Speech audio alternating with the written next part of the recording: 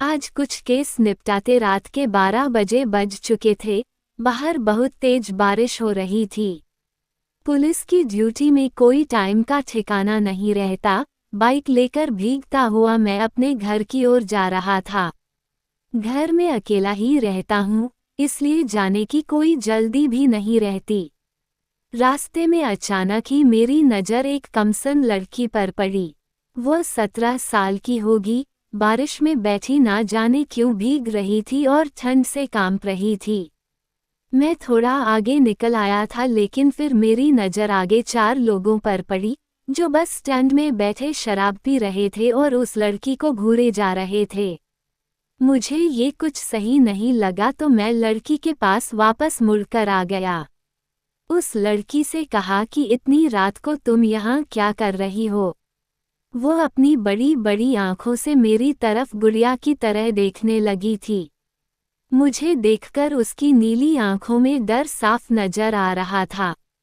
मैंने उससे कहा, यहाँ पर ज़्यादा देर तक रुकना ठीक नहीं है, तुम घर चली जाओ। उसने मुझे कुछ कहने के लिए अपना मुंह खोला, लेकिन फिर चुप हो गई और अपना सिर झुका लिया।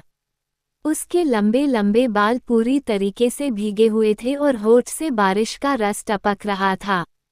लड़की काफी लंबी और गोरी थी और जिस्म बिल्कुल कमसिन। मैंने कहा, कुछ बोलती क्यों नहीं, चलो तुम्हारे घर मैं छोड़ आता हूँ।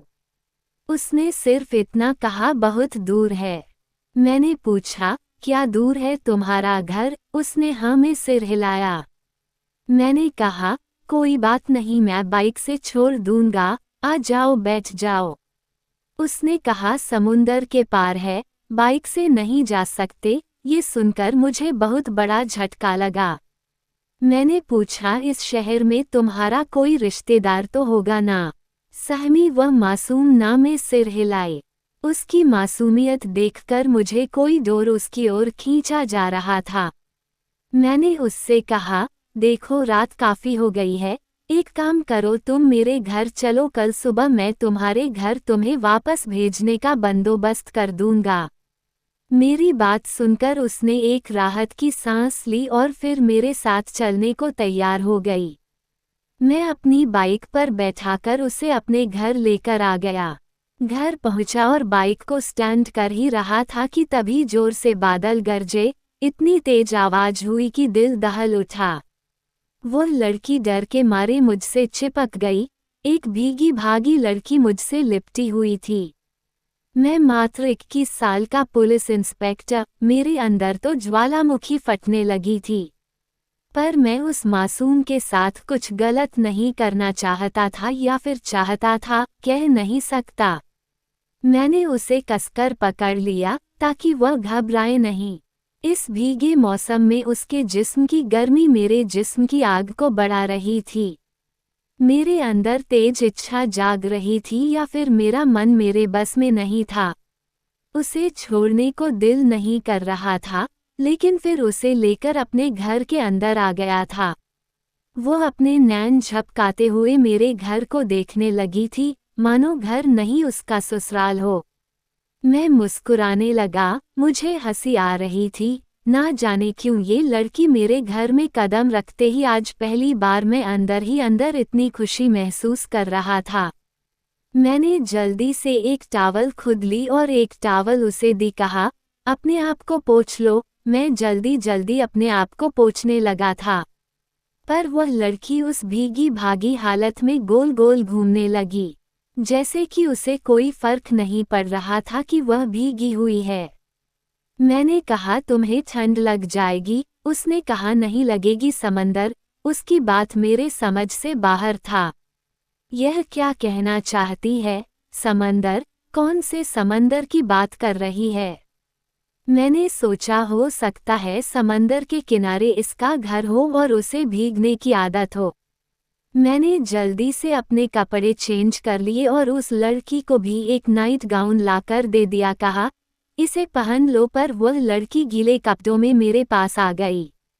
कमाल की खूबसूरत लग रही थी, पर मुझे समझ नहीं आ रहा था कि लड़की है कौन और कहाँ से आई है।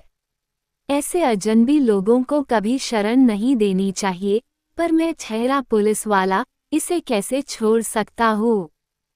गीले कपड़े उसके बदन में इस कदर चिपक गए थे कि उसके बदन के एक एक उभार मुझे नजर आ रही थी और मेरे अंदर एक अजीब सा नशा छाने लगा था। मैंने दोबारा उससे कहा ये पहन लो, पर वह चुपचाप सामने खड़ी थी।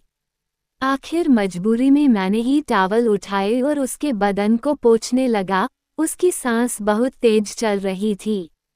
उसका गला सूखने लगा था और मेरा गला भी सूखने लगा था। उसके बालों को अच्छे से मैंने पोंछा, फिर कहा लो ये गाउन पहन लो, पर वह कुछ भी नहीं कह रही थी, एक जगह स्थिर खड़ी थी। मैं उसकी तरफ देखने लगा और फिर कहा ठीक है मैं बाहर जाता हूँ, तुम चेंज कर लो। लेकिन जैसे ही मैं जाने लगा उसने मेरा हाथ पकड़ लिया। उसकी नाजुक हाथ जब मेरे हाथ को छुआ तो मेरे अंदर एक कर्क सा दौड़ गया। उसने कहा मुझे छोड़कर मत जाए, मुझे डर लगता है, आप ही मुझे कपड़े चेंज करवा दीजिए। ये सुनकर तो मेरी सांस हलक में अटक चुकी थी। फिर मैंने लड़की के गीले कपड़े को गौर किया। वो एक लाल रंग का गाउन पहनी हुई थी। ना जाने किस चीज से बना था, पर वो बिल्कुल मछली जैसी लग रही थी। मैंने अपनी आंखें बंद कर ली और उस लड़की के कपड़े चेंज करवाने लगा। मैं उसके जिस्म को यूं देखना नहीं चाहता था, वरना मैं बेकाबू हो जाता।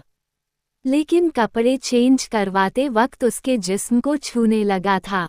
पर उसके जिस्म को छूते ही मुझे बहुत हैरत हुई। ऐसा लग रहा था उसके पूरे जिस्म में रेत है। यह महसूस करते ही मैंने अपनी आंखें खोल दी और जैसे ही उसके अनाभूषित जिस्म को देखा मेरे होश उड़ गए थे।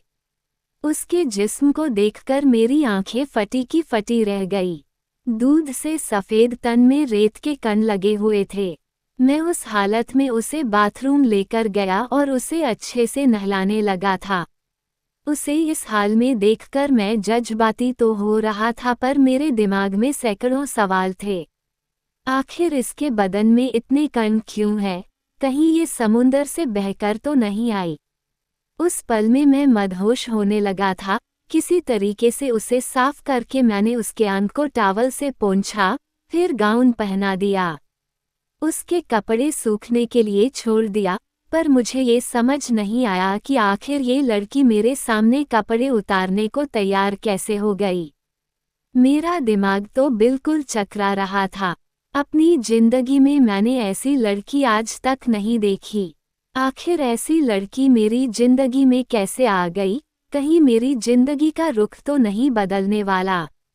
कहीं ये लड़की कोई हसीन जलपरी तो नहीं जो समंदर से निकल कर आई हो? पर इसको देखकर तो ये बहुत मासूम लग रही थी। मुझे कुछ भी समझ में नहीं आ रहा था, पर भूख जोरों की लग रही थी। मैंने पूछा तुम्हें भूख लगी है क्या? उसने हाँ में सिर हिलाया।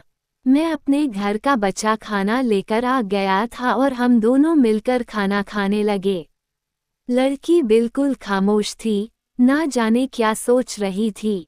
खाना खाने के बाद मैंने उससे पूछा, अब बताओ तुम्हारा घर कहाँ पर है? उसने कहा, दूर देश में समंदर के पार। मैंने कहा, तुम कैसे आई फिर? कोई जहाज से आई हो? उसने कहा, तैर कर। मुझे उसके किसी भी बातों पर यकीन नहीं हो रहा था। उस लड़की को कोई दिमागी बीमारी तो नहीं? दूर देश से तैरकर इतना दूर कैसे आ सकती है और भला क्यों आई है? मैंने पूछा, तुम अपना घर छोड़कर इतनी दूर फिर क्यों आ गई? उसने कहा, मेरे पापा ने मेरी शादी तय कर दी थी, पर मैं दुनिया देखना चाहती थी, इसलिए तैरती हुई इतनी दूर आ गई। मैंने कहा, तुम्हें पता है तुम्हारा घर कहाँ पर है? जगह का नाम क्या है? उसने हाँ में सिर हिलाया, फिर अपनी उंगली समुंदर की ओर करके इशारा करने लगी। मुझे कुछ भी समझ में नहीं आ रहा था। इस लड़की ने अपना हाथ मेरे हाथों के ऊपर रख दिया और मेरे एकदम करीब आ गई। मुझसे इस कदर चिपक गई कि हमारे बीच की सारी दूरियां नज़दीकियों में बदल गई। मैं सब कुछ भूलकर उस पल में ढलने लगा था। इस अजनबी लड़की जो कि ना जाने किस समुंदर के उस पार के देश से तैरकर यहाँ तक आई थी। मैं पूरे तरीके से उसे पाने को मचलने लगा था। ऐसी लड़की को पा लूं तो मैं भी सबसे अलग बन जाऊंगा। लेकिन मैं पहल नहीं करना चाहता था। उस लड़की ने अपना सिर मेरे कंधों पर रख दिया और मैं उसके बालों को सहलाने लगा था, जो कि अभी भी आधे गीले थे। अचानक वह लड़की उठकर मेरे सामने आ गई और मेरे होठों पर अपने होठ रख दिए। जब मैं एक गहरे चुंबन में डूब गया, उसके होठों से मुझे समुंदर की खुशबू आने लगी। अब मैं उसे बेतहाशा चूमने लगा था, पर उसके बदन से समुंदर की खुशबू आ रही थी। पर मैंने तो उसे अच्छे से नहलाया था, फिर ऐसा क्यों? आखिर कौन है ये लड़की? कहीं कोई जल परी तो नहीं जिससे मैं यूं इस कदर दिल लगा बैठा हूँ? इस लड़की ने अपना गाउन उतार दिया और वह जादूगरनी का खुमार इस कदर छाया कि मैं उस पल सब भुलाकर उसे अपनी तड़पती और प्यासे जिस्म के अंदर ले लिया। उससे मोहब्बत करने लगा जब तक मेरे अंदर की आग ठंडी नहीं हो गई, शायद पूरी रात। जब आंख खुली तो दोपहर के 12 बजे बज गए थे। वह लड़की उठकर मेरे सामने बैठी हुई थी और एक कॉपी पेन लेकर शायद अपने गांव का कोई चित्र बनाकर मुझे दिखा रही थी। मैंने मानचित्र को गौर से देखा और कहा, इतना दूर जाने के लिए तो नाव की जरूरत पड़ेगी, मैं तुम्हारी तरह तैर नहीं सकता। ये सुनकर उसे यकीन ही नहीं हो रहा था। अगले दिन मैंने एक नाव की व्यवस्था की, जो कि मशीन से चलती थी। नाव किराए पर लेकर कुछ खाना लिया।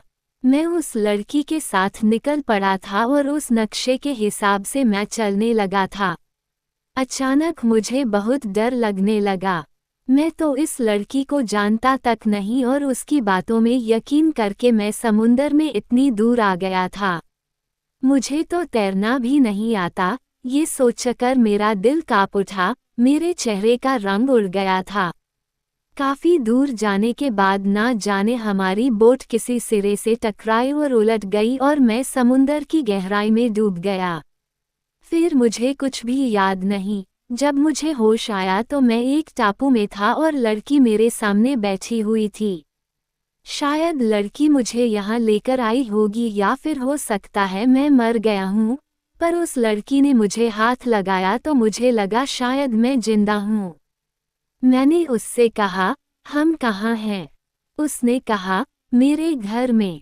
ये टापू उसका घर है। ये लड़की मुझे अपने टापू तक लेकर आ गई। वो मुझे लेकर एक गांव में आ गई, जहां 20-25 घर बने हुए थे। मुझे आता देख काफी सारे लोग इकट्ठे हो गए और हैरत भरी निगाहों से मुझे देखने लगे। तभी वह लड़की एक औरत के पास जाकर कही, माँ, यही मेरी मोहब्बत है, इसी से मैं शादी करना चाहती हूँ। ये सुनकर तो मेरे पैरों तले से जमीन निकल गई। मैं वहाँ खड़ा खड़ा उन लोगों को देख रहा था, पर उन लोगों ने मेरा बड़े अच्छे से स्वागत किया और अपने खेत वगैरह सब दिखाने लगे। कहने लगे वह मछली पकड़ के और छोटी मोटी खेती करके अपना घर चलाते हैं और मीठे पानी के झील से पानी पीते हैं। कुछ दिन वहाँ गुजारने के बाद मैंने फैसला किया कि मैं इसी लड़की के साथ अपना जीवन गुजार दूंगा। पुलिस की नौकरी से मैं भी तंग आ गया था और यहाँ मुझे वह मिल गया था जिसे मैं कभी खोना नहीं चाहता था, वह था दिल का सुकून। धीरे धीरे मैं उन लोगों में बिल्कुल ढल गया। सुनैना ने मुझे समंदर में तैरना भी सिखा दिया। हम दोनों अक्सर तैर कर मुख्य भूमि तक आ जाते थे और फिर अपने घर वापस चले जाते थे। ये तो बस कहानी की शुरुआत थी सुनैना और मोहित के एडवेंचर की। दोस्तों, अगर आपको यह वीडियो पसंद आई हो तो कमेंट कर जरूर बताएं। आपको ऐसे ही मजेदार वीडियो के लिए हमारे YouTube चैनल को सब्सक्राइब करना ना भूलें। धन्यवाद।